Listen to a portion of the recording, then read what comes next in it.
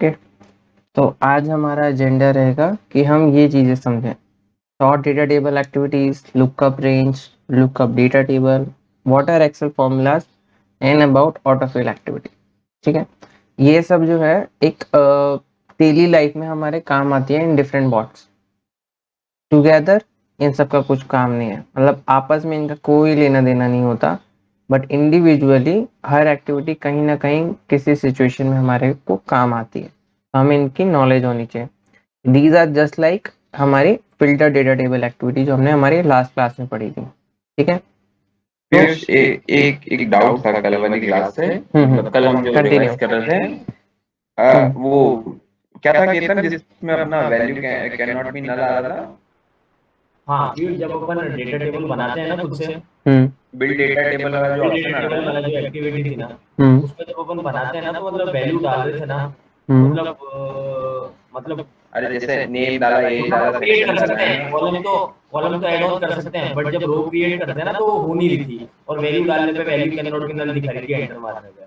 वो सेक्शन वाले, उसमें सेक्शन जैसे हम ए लिख रहे थे ना, तो हम फिर दूसरे वो रो पे जा रहे थे तो value can not be null दिखा रहा था उसमें। वो क्या, क्यों?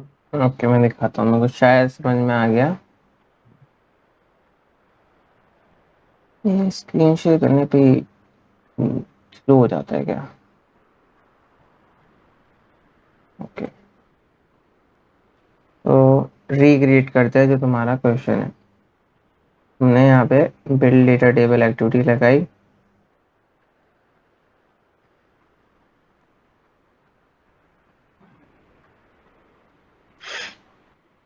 देन तुम यहाँ पे गए। अब तुमने यहाँ पे क्या करा, इसको कोई नाम दे दिया, लेट्स से नेम।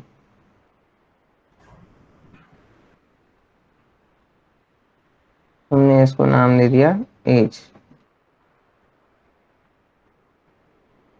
देन तुमने एक बार कॉलम बनाया, लेट्स से सेक्शन। यहाँ पे ये टिक मार्क हो सकता है ना हो, और ओके। अच्छा, और अब तुमने ओके हाँ। कर दिया। ऐसा कुछ एरर आ सकता है, तो इसका तो मतलब होगा कि यहाँ पे नल है। नल नहीं रहना चाहिए, कोई वैल्यू होनी चाहिए। और डायरेक्टली स्ट्रिंग, वो आ रहा था वैल्यू कैन नॉट बी तो नल। अच्छा, शायद हमने वो जो टिक हो रखा था ना अभी वाला ऑप्शन, तो वो तुम्हारा एग्जीक्यूशन के वक्त आ रहा था या बिल्ड डेटा टेबल में? अभी आ रहा था बिल्ड डेटा टेबल में ही। अब जैसे एक पीयूष एंटर दबाना, एंटर। हाँ बस इस टाइम पे आ रहा था। ये शायद इसलिए आ रहा था क्योंकि तूने ये सेक्शन वाले में वहां पे एक जो टिक हो रखा था उसको अनटिक किया अगर था। अपन को एक्स्ट्रा रो क्रिएट करनी है तो एक्स्ट्रा रो क्रिएट करनी है, मतलब हार्ड कोडेड ऐसी ही। तो बस जैसे यहाँ पे गए एंड एक टैब दबा दिया। क्या दबा के? टैब की। एंटर, एंटर एंटर से भी तो होता है ना। नहीं, हाँ एंटर से भी हो रहा है। हाँ एंटर से भी हो रहा है, हाँ। ठीक है, एंड रिमूव करनी है तो यहाँ से रिमूव कर दी। Okay okay okay bro. But हमको दिक्कत ये, तूने जो सेक्शन में ए लिखा ना, हम्म उस वाले में मतलब जैसे ही ए लिखते फिर हम दूसरी रो में जाते तो हमको वो दिखा रहा था value can not be null. ये इसलिए आ रहा था क्योंकि वो तूने ये ओपन किया सेक्शन वाले को, एडिट किया, वहां पे जो टिक हो रखा था ये वाला ऑप्शन, ये हो सकता अलाउ है, नल। पॉसिबली। हाँ अलाउ इसको, नल टिक होता है अगर, तो उसका मतलब होता है कि यहाँ ब्लैंक भी रह सकता है। हाँ और अगर ए डालना लिख आपको रखा हो वैल्यू तो डालना पीयूष, आपको वैल्यू डालना। हाँ अब वैल्यू डालना एक बार तू वहां पे। हाँ, it is also right.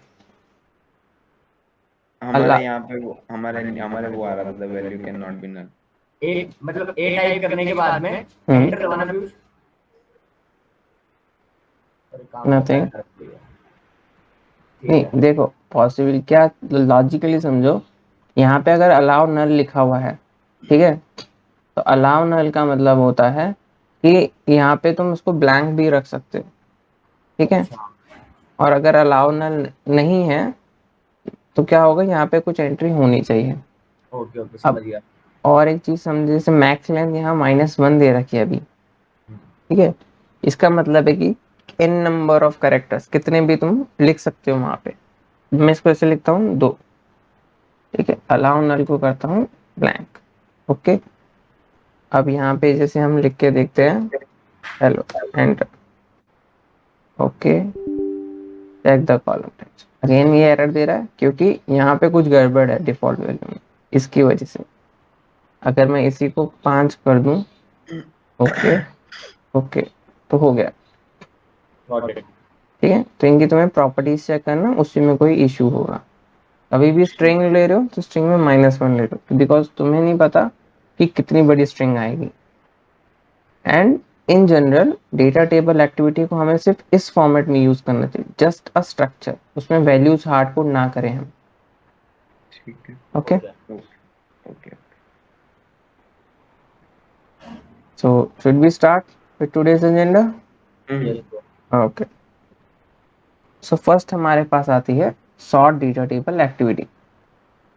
As the name suggests, it is used to sort the rows in a data table based on a column in ascending or descending order. So, for example, हमारे पास bill data table ही use कर लेते हैं। तो यहाँ पे हमारे पास कुछ data है, मैं नेम दे देता हूँ ए, एंड इसको थोड़ा छोटा कर देते हैं, name and age. So name is like Rahul and his age is 23. Then I have got a name Amit, his age is 12. Then another name Rohit, his age is 34. Okay, now what I want, मेरे को इनके नाम चाहिए based on their age in a sequential order, in ascending order. कि सबसे पहले for example मैं चाहता हूँ कि अमित का एज आए, देन राहुल का आए, देन रोहित का आए। तो ऐसी सिचुएशन में हम sort data table activity use करेंगे। जनरली जब हम एक्सेल पे वर्क करते हैं तो हमें यह हेल्पफुल रहता है कि लाइक एक्सेल में हमें कोई प्रोसेस करना है, देन हम उसमें डिसाइड कर सकते हैं कि पहले कौन सी रो होनी चाहिए। Control T T T underscore T T 1। ठीक है, तो अभी यहाँ पे मैं और डेटा टेबल यूज करता हूँ। अब यहाँ पे हमारे पास कई इनपुट्स हैं। फर्स्ट इज लाइक इनपुट, कि जो डेटा टेबल है जिसको तुम सॉर्ट करना चाहते हो, so that is dt1। Then output, just like हमने फिल्टर डेटा टेबल में करा था, हम चाहे तो हमारा डेटा इसमें भी स्टोर कर सकते हैं या एक नई टेबल क्रिएट कर सकते हैं बेस्ड ऑन सिचुएशन। अगर मुझे dt1 आगे भी कहीं यूज करना है मेरे प्रोग्राम में, तब तो मैं यहाँ नया वेरिएबल बनाऊंगा, let's say dt_dt2। But if not, then मैं यहाँ पे इसी को यूज कर सकता हूँ कि मेरे को इसी में ओवरराइट कर दे डेटा। देन सॉर्टिंग कॉलम, यहाँ पे मेरे पास 3 इनपुट वैल्यूज हैं, कॉलम, इंडेक्स और नेम। तीनों में से कोई एक हमें फिल करना होता है। लाइक आई कैन डिफाइन कि कोई कॉलम पास कर दूं यहाँ पे, system.data.data कॉलम टाइप, या फिर मेरे कॉलम का इंडेक्स दे दूं मैं, लाइक ये 0 इंडेक्स है, 1 इंडेक्स दे दूं तो भी मेरा काम हो जाएगा। और मैं यहाँ पे नेम भी डिफाइन कर सकता हूँ कि इंस्टेड ऑफ 1 मैं यहाँ पे कर दूं एज। तो ये डिफाइन कर रहे हैं तीनों कि हम कौन से कॉलम के बेस पे सॉर्टिंग करना चाहते हैं। देन ऑर्डर, मैं असेंडिंग ऑर्डर में करना चाहता हूँ कि डिसेंडिंग ऑर्डर में। तो for now let's take ascending order. Now अब हमें अगेन ये टेबल को देखना है, तो हमने जो हमेशा एक्टिविटी यूज करी है, आउटपुट डेटा टेबल। मैं यहाँ पे हमारा dt1 पास किया,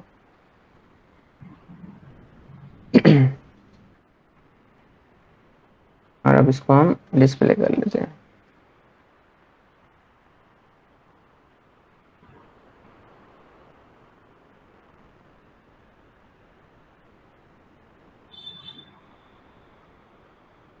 ठीक है, अब मैं इसको रन करता हूँ। तो सिंपली क्या करेगा ये, एज के बेस पे हमारे कॉलम को, पूरी टेबल को सॉर्ट कर देगा एंड dt1 में दे देगा।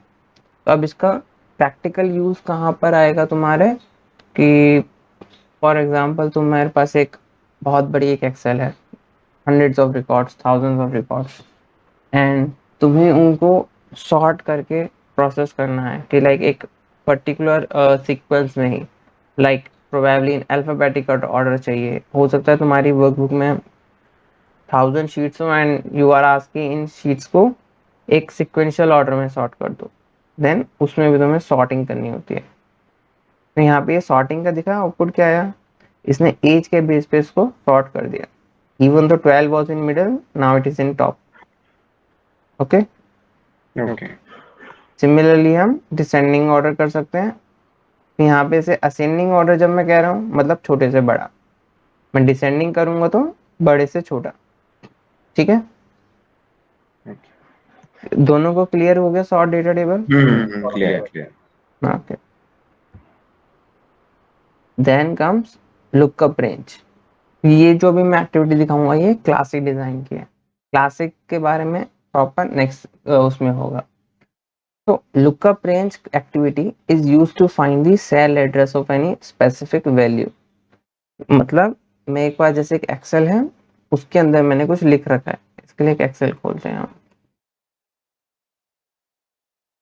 तो एक्सेल में for example A5 cell address पे मैंने मेरा नाम लिख रखा है। नाउ मेरे को एक्चुअल में एड्रेस नहीं पता, तो मैं क्या करूंगा, मैं लुकअप रेंज लगाऊंगा, वो मेरे को एक्चुअल वो बता देगा कि कौन सी पोजीशन पे सेल एड्रेस पे वो चीज लिखी हुई है। That is the use of lookup range. In general हम यूज कब करते हैं, अगर हमें हमारे पास मल्टीपल एक्सेल फाइल है, से हमारे पास एक्सेल 1 है एंड एक्सेल 2 है। एक्सेल 1 में हमारे पास स्टूडेंट्स के नेम लिखे हुए हैं, उनकी आईडीज दी हुई हैं, बट हमारे पास उनका सेक्शंस नहीं है। तो हम लुकअप लगा सकते हैं कि इस स्टूडेंट की आईडी दूसरी शीट में जहां अवेलेबल है वहां का एड्रेस दे दें, ताकि हम उसकी मदद से उसका सेक्शन भी निकाल सके। तो like again for example ID and name, ID is for example 1 2 3 4 and name is again Rohit, Rahul, Priyanka. Okay, yeah. Okay, now I have got another sheet or another workbook. In this layer I have ID and section.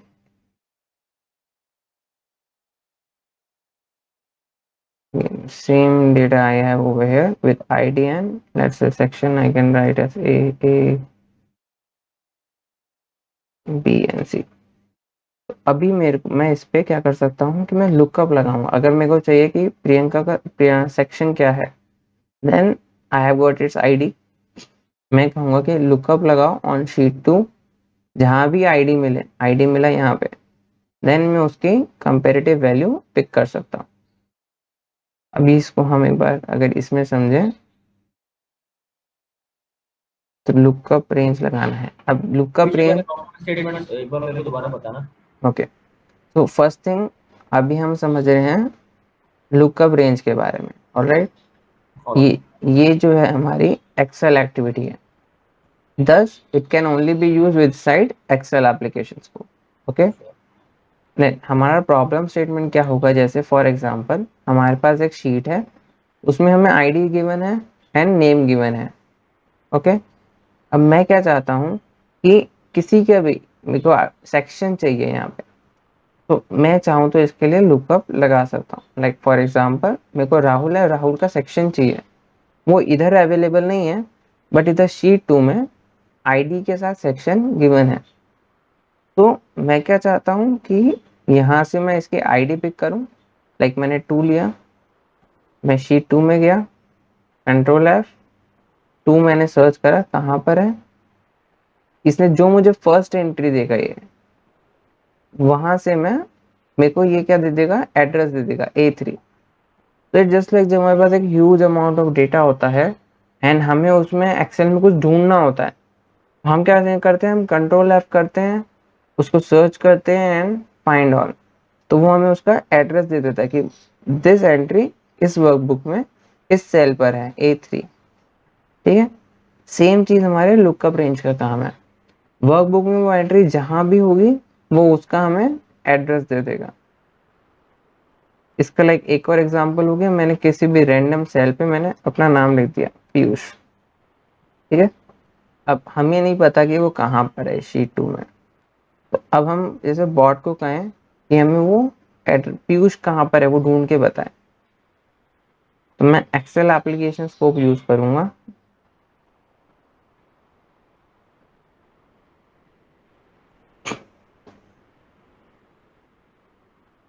यहाँ पे अब हम पहले file select करते हैं हमारी, अब हमारी एक्टिविटी का नाम है लुकअप रेंज। ये एक्सेल के अंदर प्रोसेसिंग देन लुकअप रेंज। ये पूछ रहा है कि कौन सी शीट में हमें सर्च करना है, तो हमारी शीट है शीट 2।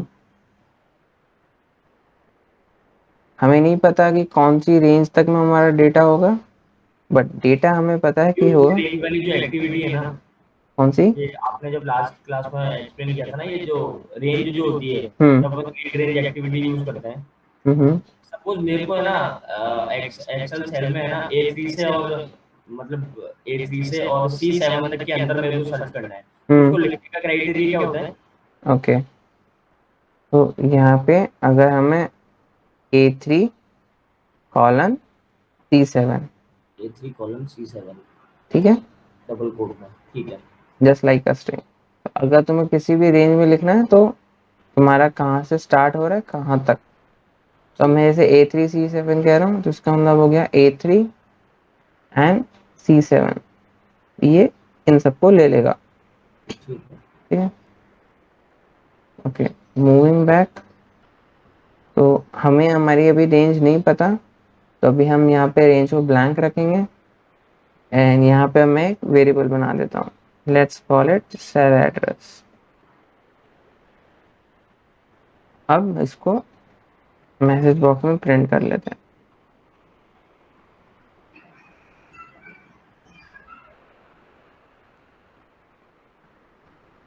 And run. हम क्योंकि एक्सेल एप्लीकेशन स्कोप यूज कर रहे हैं, मतलब एक्सेल एक्टिविटीज, तो एक्सेल ओपन है तो उससे हमें अफेक्ट नहीं पड़ेगा।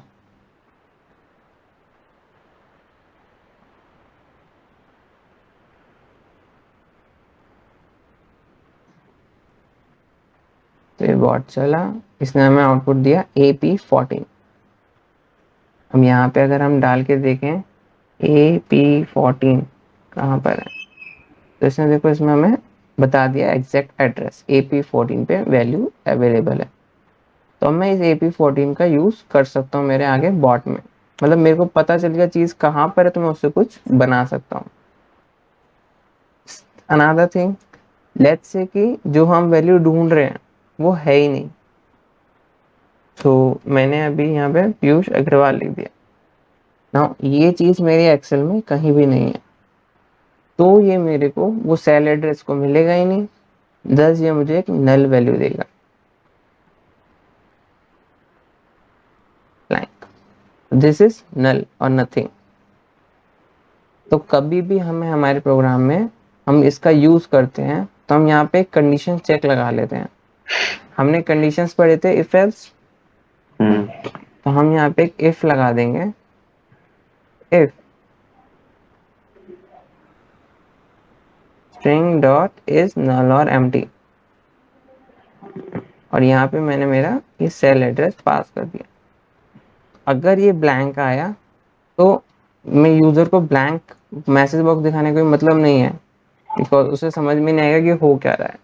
तो I will just say value not found, and if it is not blank then else में गए एंड हमने यहाँ पे सेल एड्रेस लिख दिया। इसको भी हम रन कर लेते हैं। तो अब क्योंकि ये ब्लैंक है, हमें ये क्या देगा, value not found.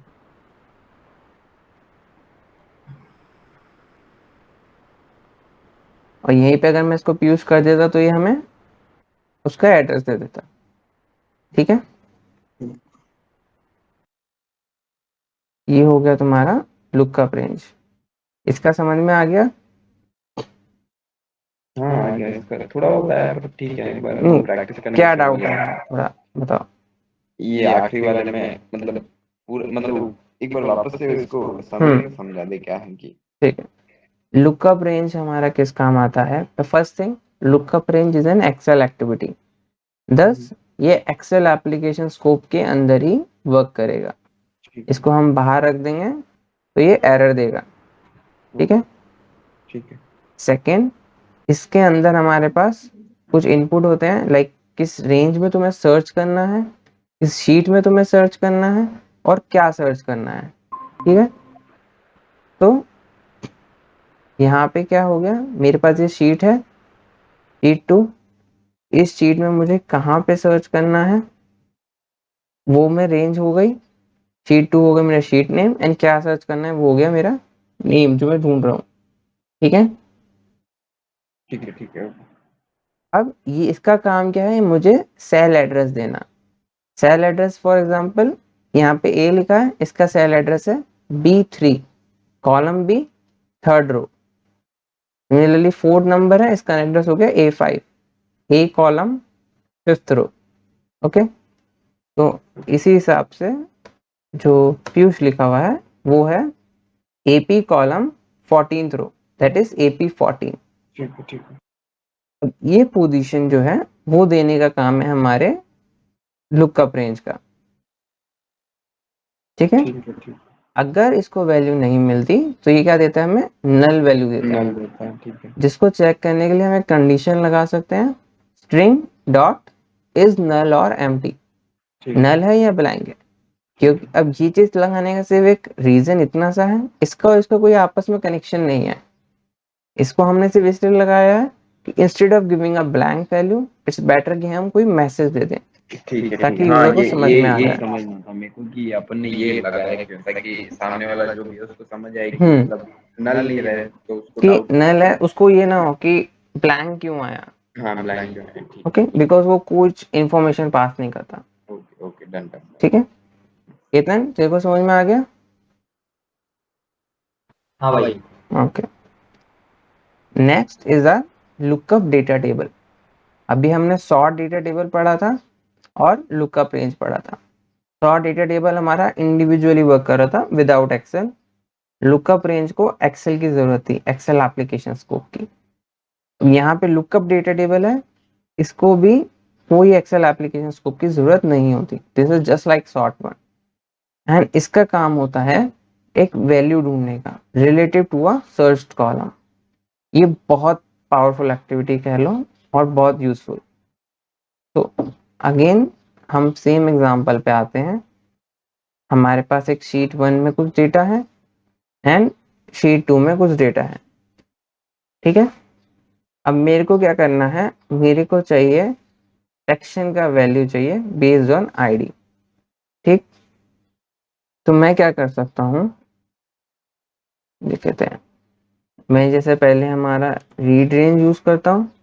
Read range का काम क्या है, याद है दोनों को। हाँ भाई। क्या, रीड रेंज काम आता है फाइल से डेटा रीड करके एक डेटा हाँ टेबल में स्टोर करने के। लाइक मैंने यहाँ पे फाइल का पाथ दे दिया, शीट नेम दे दिया, एंड देन मैं यहाँ पे एक डेटा टेबल बना देता हूँ। ये मेरे पास क्या हुआ, उसने फाइल रीड करी और उसका डेटा मुझे DT1 में दे दिया। नेक्स्ट, अभी हम क्या यूज करने वाले हैं, लुकअप डेटा टेबल। ठीक, इसमें इनपुट में चाहिए एक तो data table to perform the lookup on, मतलब जिसमें मैं एक्चुअली ढूंढना चाहता हूँ। तो मैं क्या करता हूँ, यहाँ पे एक और लगाता हूँ शीट 2 के लिए, और इसको मैं सेव कर लेता हूँ DT_DT2 में। मेरे पास शीट 1 और शीट 2 दोनों आ गई, दो डिफरेंट डेटा टेबल में। अब किसमें मैं ढूंढना चाहता हूँ, मैं ढूंढना चाहता हूँ DT2 में। लुकअप वैल्यू में क्या ढूंढना चाहता हूँ, मैं ढूंढना चाहता हूँ मेरे जो DT1 है इसके मेरे को सेकंड वाले का सेक्शन चाहिए, इसका ID2 है। तो मैं इसको रो वाइज देख लेता हूँ, सेकंड रो। तो यहाँ पे मैं लाइक लिख दिया DT1, देन रो काउंट मेरा है 1, कॉलम नंबर है मेरा 0 डॉट टू स्ट्रिंग। इंडेक्सिंग याद है दोनों को, जीरो बेस्ड इंडेक्सिंग। हाँ भाई याद है। लाइक इसका इंडेक्स क्या होगा, भाई आईडी का तो 0 और नेम का, अच्छा किसका है, नहीं इनका बोल रहे पापा। हैं। इसका इंडेक्स क्या इसका होगा? 2 तो जहाँ आईडी लिखा का हुआ है वो 0, तो 1 नेम होगा। का ओके, फर्स्ट लोकपाल। नहीं, हेडर काउंट नहीं करना है ना। हाँ शाबाश, तो पहले कितने जल्द तू आईडी बता। का 0 और नेम का 1। हाँ ठीक है, वो कॉलम हो गया। रो वाइज रो थर्ड का, वाइज इस वाली रो का जो हाईलाइटेड है इसका इंडेक्स क्या होगा? 0, 1 और 2? का हेडर के साथ या बिना हेडर के? बिना हेडर के। बिना हेडर के 1। Okay right. तो यहाँ पे हमने 1, 0 और 2 स्ट्रिंग दे दिया। ठीक है, ये हो गई कौन सी वैल्यू मैं ढूंढ रहा हूँ। अब आता है लुकअप कॉलम। लुकअप कॉलम का मतलब है कि जिस डेटा टेबल में ढूंढ रहा हूँ उसमें कौन से कॉलम में ढूंढ रहा हूँ उस वैल्यू को। लाइक मैं 2 नंबर जो है वो शीट 2 में ढूंढना है, कौन सी वाले कॉलम में? कॉलम नंबर 1 में। कहाँ मिलता है उसे? तो लेट्स प्लीज से, एक बार दोबारा एक्सप्लेन करना। हाँ अभी एक सेकंड रुको, पहले एक बार कंप्लीट करते हैं फिर रिवाइज करते हैं। तो मेरे को अभी क्या करना है, शीट 1 में मेरे पास, मैंने 2 लिया कि आईडी राहुल की 2 है, मैं राहुल का सेक्शन ढूंढ रहा हूँ। जो मेरा dt2 वेरिएबल है उसमें है शीट 2, ये वाली। इसमें मैं कौन से कॉलम में वो आईडी ढूंढना चाह रहा हूँ, 2 वैल्यू, वो है फर्स्ट कॉलम और 0 इंडेक्स। तो यहाँ पे मैंने लिख दिया 0, दैट इज लुकअप कॉलम, किस कॉलम में तुम्हें ढूंढना है। देन आउटपुट, कि तुम, आउटपुट से पहले हम समझते हैं टारगेट कॉलम, कि हम ढूंढ इसमें रहे हैं। देन तुम्हें कौन से कॉलम में से वैल्यू चाहिए? मेरे को चाहिए section, section is on first index. मैं चाहूँ तो इंडेक्स की जगह उसका नेम भी दे सकता हूँ, जैसे हमने पिछली वाली एक्टिविटी में देखा था। अब मेरे को चाहिए उसकी वैल्यू, जिसको हम कह सकते हैं सेक्शन, और रो इंडेक्स भी ले लेते हैं कि कौन सी रो पे वो वैल्यू आएगी। अब इसी को एक बार हम प्रिंट करके देखते हैं। तो मेरा सेक्शन आ गया प्लस VBCRLF, मतलब एक new line, and then row index dot to string.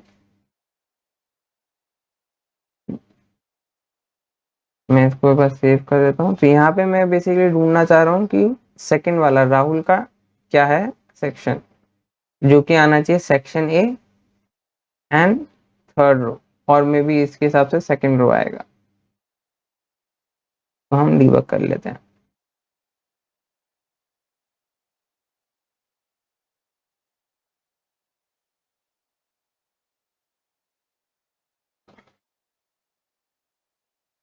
Section A and 1 दे रहा है।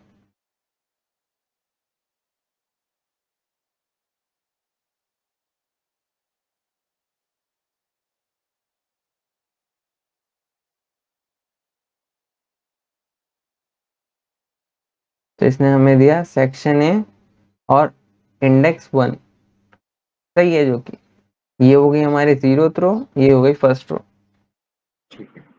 ठीक है, तो इसका हम क्या यूज करते हैं कि हमें जब दूसरी किसी एक ऐसा सिनेरियो हो कि हमारे पास यहाँ पे मल्टीपल कॉलम्स हैं, ठीक है, लाइक आईडी हो गया, नेम हो गया, एज, देन से एड्रेस हो गया किसी स्टूडेंट का। ठीक है, अब मेरे को यहाँ से क्या करना है कि मुझे एक और शीट है यहाँ पे सिमिलर। अब उसमें आईडी हो गया, सेक्शन हो गया, लेट्स से पेरेंट नेम हो गया, देन उनकी फीस डिटेल हो गई। अब मेरे को इन दोनों में किसी तरह की मैपिंग करनी है कि मैं यहाँ से ये उठाऊं, आईडी हो गई, आईडी उठाई मैंने, मैं शीट 2 में गया, मैंने सर्च करा उसकी आईडी क्या है, एंड उसके कंपेयर मेरे को उसकी पेरेंट नेम और फीस चाहिए, और मैं उसको एक अलग शीट में मेंटेन करूँ। ये एक तरह का प्रोसेस सिनेरियो बता रहा हूँ मैं कि कहाँ पे इस लुकअप रेंज का यूज कर सकते हो। सिमिलरली हम अपोजिट कर सकते हैं, हमारे पास ये डिटेल्स हैं हमारे पास, लेकिन स्टूडेंट का एड्रेस नहीं है, तो हम एक एक पे ट्रेड कर सकते हैं using a loop, and then यहाँ से डेटा पिकअप कर सकते हैं। समझ में आया?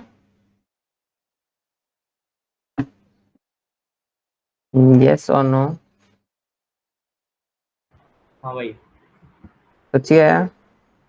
हाँ हाँ हाँ। नहीं, एक बार वापस फिर explain करो। ठीक। तो मेरे पास लेट्स से यहाँ पे मैं लिख देता हूँ, ये एड्रेस है, सॉरी ये इनकी एज आ गई। एड्रेस की जगह मैं यहाँ पे फ्लैट नंबर लिख देता हूँ, मेरे को लिखना इजी होगा।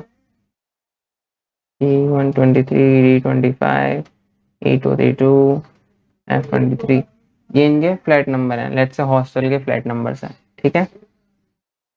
अब मेरे पास यहाँ पे आईडी है, सेक्शन है, इनका पेरेंट्स का नेम है, लाइक फॉर एग्जांपल अरविंद हो गया, मोदी हो गया, जय सिंह हो गया, राजपूत हो गया, और इनकी कोई फीस है जो प्रोबेबली पेंडिंग है इनके हॉस्टल के हिसाब से, लेट्स कंसीडर दैट, लाइक इसके 2300 बाकी हैं, इसके 23 रुपीज बाकी हैं, इसके इतना बाकी है, इसका इतना अमाउंट बाकी है। अब मुझे एक बॉट बनाना है जो क्या करे, मेरे पास अभी दो डिफरेंट जगह पे डेटा है, मेरे को क्या चाहिए कि मेरे पास एक शीट आ जाए, उसमें इनका डेटा कंसोलिडेट होके आ जाए, कि मेरे को पता चल जाए कि कौन से फ्लैट के अगेंस्ट मेरा कितना फीस अभी बाकी है देना। लाइक आई वांट मेरे पास यहाँ पे ये डेटा आ जाए, और ये डेटा आ जाए,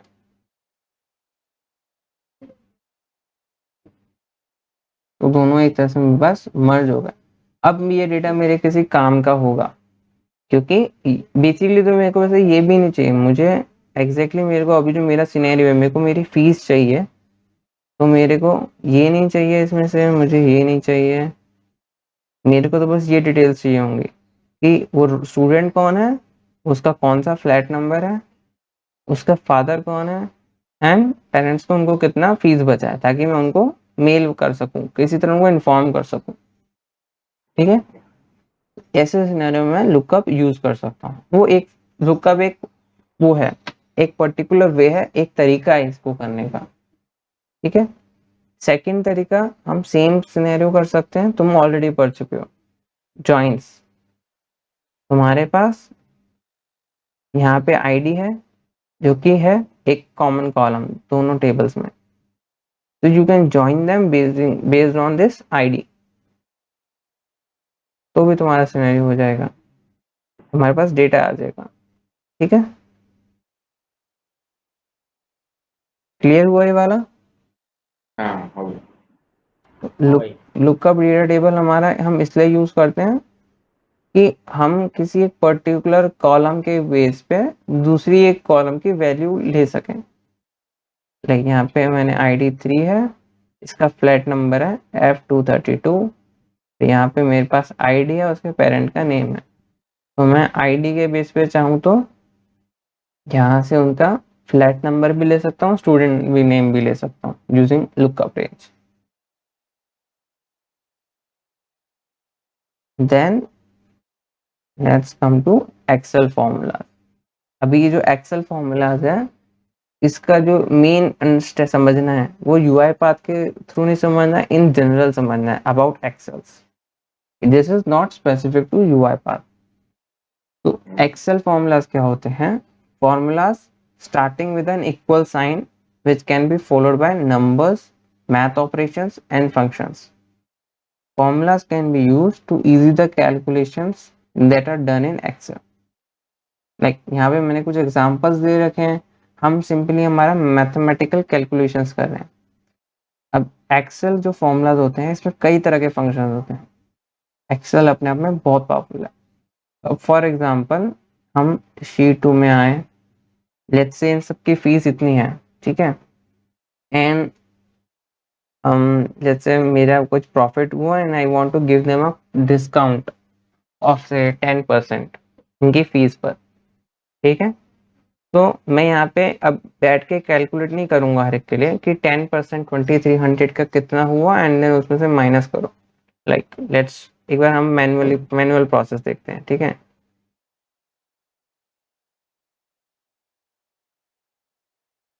तो मैं जो है 10% का डिस्काउंट दे रहा हूँ, यहाँ पे लिख देता हूँ मैं डिस्काउंट ऑफ 10%। अभी इनकी फीस है लाइक 2300। 10% कितना हो गया, आई गेस 0.1 इंटू 2300, तो that would be about 230 rupees. तो इसकी जो न्यू फीस होगी वो होगी 2300 minus 230, that is equals to 0702, इतना। तो यहाँ पे आ गया 2070। मैंने सही करा है, मुझे गलत करा है, 2300 230, ठीक ही होगा, ठीक है। तो अब मैंने इतना मेहनत करा और इसका यहाँ पे निकाला। अब यहाँ पे again just imagine 1 lakh records हैं, स्टूडेंट्स 3-4 तो होते नहीं कॉलेजेस में, यूनिवर्सिटीज में, तो सबका कैलकुलेट करने बैठो। एल्स अब यहाँ पे कोई अगर चाहे एक्सेल फॉर्मूला यूज करे, तो यहाँ से हमें एक्सेल फॉर्मूला स्टार्ट होता है इक्वल्स टू से। इक्वल्स टू, मैं मेरा फर्स्ट डिस्काउंट कैलकुलेट करूंगा कि डिस्काउंट कितना होगा। तो मेरे को 10% ऑफ 2300 देखना है। 10% यानी कि 0.1 इंटू 2300 मेरा D2 कॉलम पे है, ठीक है। तो मैं यहाँ पे लिख सकता हूँ D2। यहाँ पे देख रहे हो इसने इसको हाईलाइट करना शुरू कर दिया, जैसे मैंने D2 लिखा एंड एंटर। तो इसने मेरे को डिस्काउंट वैल्यू दे दी 230। अब मेरे को नीचे भी जब फॉर्मूला लिखना है तो मैं सिंपली इसको सेलेक्ट कर सकता हूँ एंड यहाँ पे ऐसे ड्रैग कर दिया। तो इसने मेरे को इन सब का 10% ऑटोमेटिकली कैलकुलेट करके दे दिया। नाउ यहाँ पे एक और कॉलम बना लेते हैं, लाइक न्यू फीस। और अब मेरे को यहाँ पे क्या चाहिए, फीस में से डिस्काउंट माइनस कर दूं। मैं लिख सकता हूँ equals to D2 minus E2। मैं इनके सेल ये दे रहा हूँ, D2 सेल है, इसमें से E2 सेल को माइनस कर दूं, एंटर। तो इसने मेरे को वैल्यू दे दी। अब मैं सेम चीज इन सब फॉर्मूला से लिख सकता हूँ। तो एक तरीका तो हमने भी देखा, यहाँ पे इसको ड्रैग कर दो, सेलेक्ट करा एंड यहाँ से हम इसको नीचे ले आए। दूसरा तरीका क्या होता है, इसके नीचे वाले सेल को सेलेक्ट किया एंड कंट्रोल डी प्रेस कर दिया, तो हमारे पास आ गया। मैं दोनों को सेलेक्ट करके कंट्रोल डी प्रेस करूं तो नहीं हो रहा, ठीक है। कंट्रोल डी का मतलब होता है जस्ट जो भी इसके ऊपर फॉर्मूला लिखा है उसको कॉपी कर लो फॉर करंट रो बेसिस। तो ये इनकी न्यू फीस आ गई। Similarly instead of these two columns, हम एक ही कॉलम में काम कर सकते थे। हम इसको साथ में लिखते हैं, if this equals to, fees हो गई हमारी D2 माइनस, हमने इसको लिखा 0.1 इंटू D2, सेम हमारे पास अमाउंट आ गया। ये होता है एक्सेल फॉर्मूलाज, जो अभी अभी हमने देखे। ये है एक बेसिक्स, लाइक मैथमेटिकल ऑपरेशंस करना। सिमिलरली यहाँ पे बहुत तरह के होते हैं जो तुम एक्सप्लोर कर सकते हो। लाइक मेरे को फॉर एग्जांपल की फीस का टोटल निकालना है, what I would do equals to sum. यहाँ पे जैसे तुम देख रहे हो, मैंने जैसे लिखना स्टार्ट करा इक्वल्स टू क्या, तो एक लिस्ट आ रही है नीचे बहुत बड़ी, इनमें से मैंने सम फंक्शन यूज किया। अब यहाँ पे मैं देखूंगा कि मेरे को कौन सी रेंज का सम करना है। आई वॉन्ट G2 से G5 एंड एंटर। मुझे इसने इन सब का सम करके दे दिया। ये समझ में आया। ये होते हैं एक्सेल फॉर्मूलाज। तो जब हम ऑटोमेट करते हैं, अभी हम क्या करते हैं कि हमें फॉर्मूलाज भी यूज ना करना पड़े, हम बॉट को समझा देते हैं कि एडिशन करना है, सब्ट्रैक्शन करना है। बट वाइल मेकिंग बॉट्स तुम्हें ऐसे कई सिनेरियोज मिलेंगे कि जो तुम्हारे पास एक्सेल फाइल आई है उसमें या तो ऑलरेडी एक्सेल फॉर्मूलाज यूज हो रहे हैं, या फिर तुम्हारे पास बहुत सारी शीट्स हैं एंड तुम्हें एक्चुअल में एक्सेल फॉर्मूला उसमें यूज करके लग रहा है कि बॉट जल्दी फास्ट वर्क कर रहा है, देन तुम एक्सेल फॉर्मूलाज भी लिख सकते हो direct. Instead like for example again मेरे को ये सब कैलकुलेट करने हैं, 1000 रोज हैं। वन वे मैं क्या कर सकता हूँ कि मैं एक लूप लगा सकता हूँ हर रो पे और सबको सम करता जाऊँ।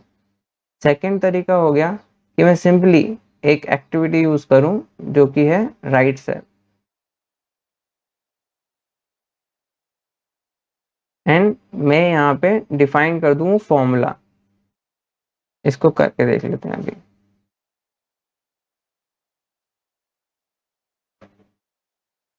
वर्कबुक का पाथ हो गया,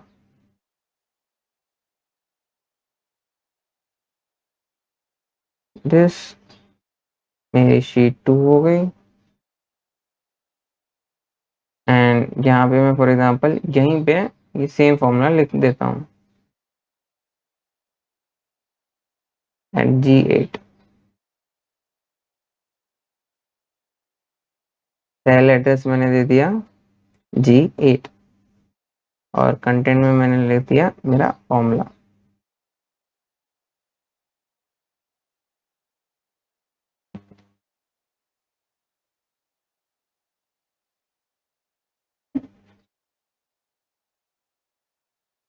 एंड डन। तो इसने हमें वहां पे आउटपुट दे दिया होगा।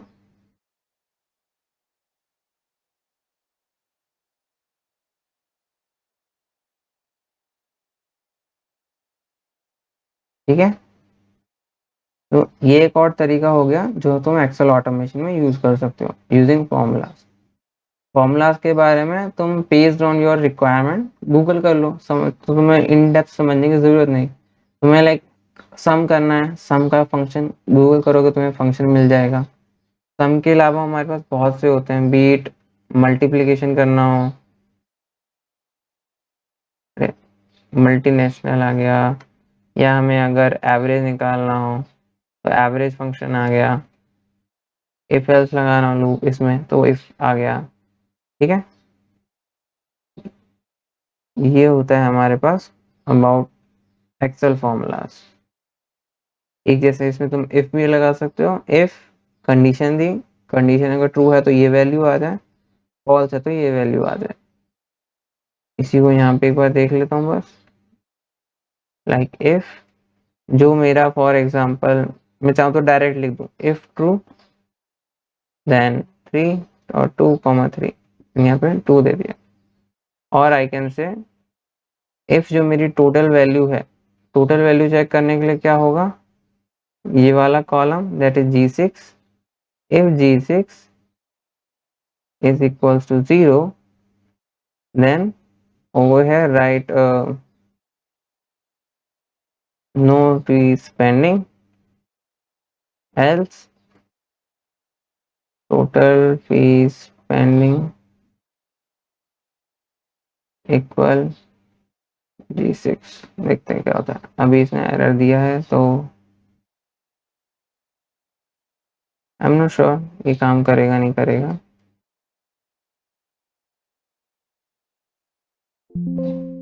नहीं कर रहा। एनीवे यहाँ पे तुम कंडीशन के बेसिस पे कुछ कर सकते हो, क्या वैल्यू आनी चाहिए क्या नहीं आनी चाहिए, या तुम्हारा और कोई फंक्शन लगना चाहिए। ठीक है, एक्सेल फॉर्मूलाज क्लियर हुए या एक बार वापस गो थ्रू करूं? नहीं नहीं, क्लियर हो गया। ओके, एंड केतन तेरे को हाँ मेरे क्लियर है। कोई एक शॉर्ट में जल्दी से बताएगा एक्सेल फॉर्मूला से क्या समझ में आया? बेसिकली टास्क को ऑटोमेट ही कर रहे हैं एक्सेल के थ्रू भी, यूआईपाथ पे तो अभी कोई रेलेवेंस है ही नहीं है। हाँ कोई भी अगर वैल्यू निकालनी है तो अपन उसे फॉर्मूला फॉर्मूले लगा रहे हैं बेसिकली, अपन किसी भी वैल्यू का टोटल करना हो या कुछ भी मतलब। हाँ राइट। ठीक है, तो हम चाहे तो ये बोर्ड से करा लें या मैन्युअली कर दें, हम फॉर्मूलाज रीड कर सकते हैं, लिख सकते हैं। देन हमारे पास नेक्स्ट एक्टिविटी आती है ऑटो फिल रेंज एक्टिविटी। ये अगेन तुम्हारे एक्सेल फॉर्मूलाज के हिसाब से ही यूज करने के लिए है। इसका क्या काम होता है, जैसे अभी हमने करा यहाँ पे, हमने एक फॉर्मूला लिखा उसको फिर ड्रैग करके हमने सब में लिख दिया। सेम चीज ऑटो फिल का होता है कि अगर यहाँ पे कोई वैल्यू है उसको तुम ड्रैग कर दो, वो ऑटो फिल भी ड्रैग कर सकती है। ठीक है, यहाँ पे अगर ऑटो फिल दिखाऊं तो ऑटो फिल जो है तुम्हारी एक्सेल एक्टिविटी है, 10 एक्सेल एप्लीकेशन स्कोप में ही काम करेगी अगेन।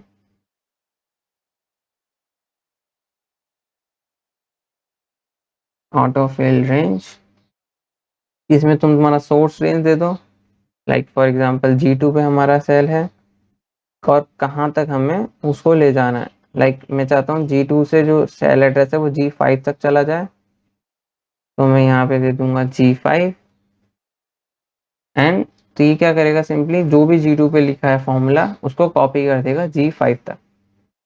ठीक है, या तुम ऐसे रेंज भी दे सकते हो A2 to A39 कि तुम्हें इस सेल से इस सेल तक तुम्हें सारे वो लिखे हुए चाहिए। That is autofill range. समझ में आ गई? एक बार एक्सप्लेन एक करना तो मुझे वापस दोबारा। एक्सप्लेन करना है। ठीक है, हाँ अभी तुमने जैसे हमने यहाँ पे देखा था फॉर्मूला कॉपी करते हुए, जो हमने मैन्युअली करा था। हाँ हाँ हाँ ठीक है। ठीक है, मैन्युअली मैं इसको यहाँ से यहाँ ड्रैग कर रहा था एंड फॉर्मूला कॉपी हो रहा था। D2 की जगह यहाँ पे D3 आ जाएगा, देख लेते हैं एक बार लो। यहाँ पे D2 है, नीचे D3 आ गया, फिर D4 आ गया। ठीक है, अब सेम चीज हम UI पाथ से कर लेते हैं। हमें चाहिए कि जो भी G2 पे लिखा है वो G2 से G5 तक लिखा हुआ हो। तो मैं यहाँ पे गया, यहाँ पे मैंने मेरी रेंज दे दी कि make it right G2 to G5 और यहाँ पे मैं मेरी वो सेलेक्ट कर लेता हूँ वर्कबुक। मतलब जो G2 में लिखा हुआ है उसको G2 से G5 तक पॉपुलेट करना है, ऐसा? फॉर्मूला को लाइक अगर D2 है, G2 के ऊपर लिखा है मैंने equals to D2 plus E2।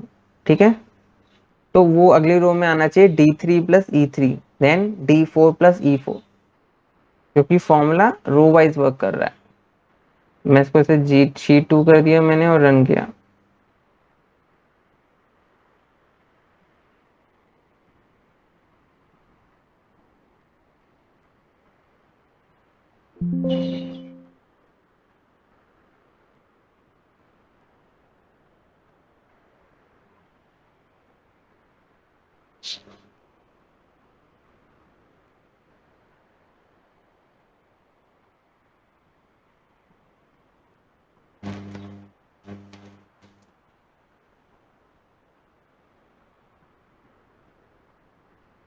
देखो इसने फॉर्मूला यहाँ पे कॉपी कर दिया। तो देखो फॉर्मूले में क्या डिफरेंस होता है, खाली कि हमारा जो रो नंबर है वो बदल जाता है, फॉर्मूला वही रहता है। मेरे को D2 में से इसको माइनस करना है, नेक्स्ट रो में बस मेरे पास D2 की जगह D3 हो जाएगा क्योंकि नेक्स्ट रो है। तो वो है ऑटो फिल का काम, कि जो नेक्स्ट रो है उसको ऑटोमेटिकली इंक्रीमेंट कर दे। ठीक है, क्लियर हो गया ऑटो फिल? हाँ। ओके, मैंने 2 बॉट रखे थे, अभी टाइम नहीं बचा, तो कल अपन एक बार ये 2 बॉट देखेंगे और इन दोनों बॉट की प्रैक्टिस करेंगे यूजिंग एक्सेल। ठीक है, ठीक है। ओके। मैं एक बार वीडियो को ये तू बना के दिखाएगा या फिर हमको बनाना पड़ेगा?